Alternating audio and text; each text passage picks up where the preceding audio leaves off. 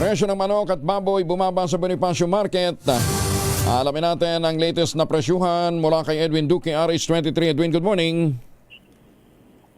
May buntag Kuya Angel, may good news no, sa mga nabibili ngayong umaga dito sa may Bonifacio Market sa Caloocan. Dahil itong manok, mas bumaba pa ng 10 piso. Nasa 210, Kuya Angel, ang presyo. Yung itong baka naman ay 450. Ang baboy, 360. Mas na-maintain niya yung mababa presyo. May mga puset naman na naka-display. May meron makakabili ka ng 280 pesos. Ang pork chop, 360. Ganon din ang giniling, 360. Ang pataulihan at unahan, alas pare-pares yung presyo, 330 bawat kilo.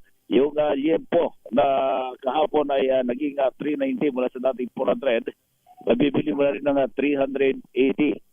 Ang kapira ng mga vendor ay naghahanap ng mura yung mga kliyente. Kaya kapag nagtaas ka at mura sa iba, ay mawawalan ng customer. Kaya hanggat pare, kung mas bababaan pa nila yung presyo, importante manatili yung kanilang client at makakumikita pa rin kahit papaano. Yung mahilig naman sa kape ko, Angel, ay nasa 500 pesos pa rin. At kapag gusto mong makatikim ng kape, pero medyo mahal, may 460 naman doon sa ulot pa. At yung papaitan ay 250 pesos. Ang presyo naman ng isda, abay nanatili yung 320 ko, Angel, yung presyo ng dagupan na bagos. Ang galunggong, mataas pa rin yung presyo. Yung 280 na halaga, yung maliliit na klase, ang matata, yung mahal, ang 320 naman, itong malalaking galunggong.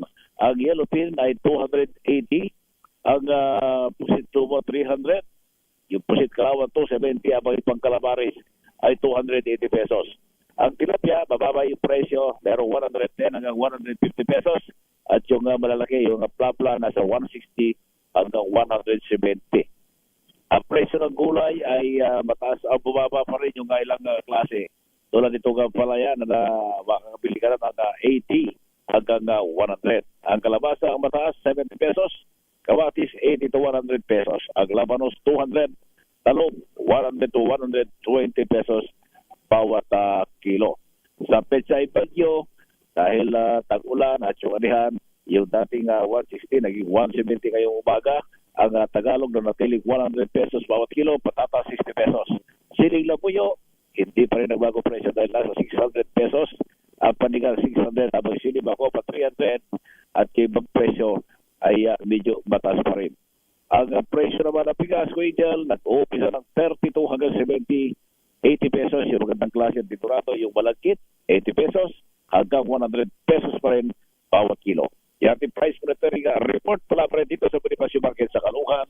RH23, Edwin Duque, nagulat sa Tisa Rachel, una sa Pilipinas, una sa Pilipino. Daghang salamat, Edwin Duque.